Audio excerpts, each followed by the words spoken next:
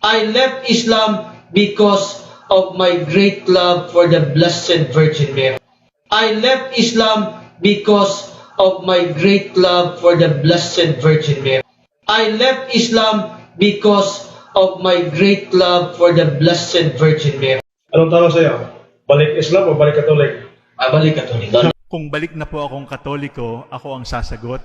Magugulat ba kayo kung sabihin ko sa inyo na mabuti pa ang Muslim sapagkat nagpaparangal sila kay Maria na ang tawag sa Quran ay Miriam.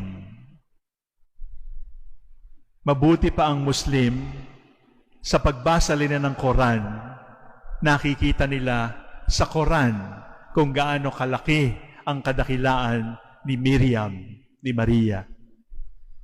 Una, nakalagay po sa Quran na si Maria ay nanganak ng birhen sapagkat siya mismo ang nagsabi, "How can I have a son when I do not have a man?"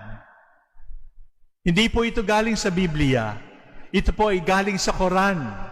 Ibig sabihin, sa pahina ng Quran ay makikita na ang mahal na birhen ay birhen para sa mga Muslim. Hindi nila maintindihan, pero nandoon sa kanilang paniniwala na ang nanay ni Jesus ay birhen. Mabuti pa yung Muslim.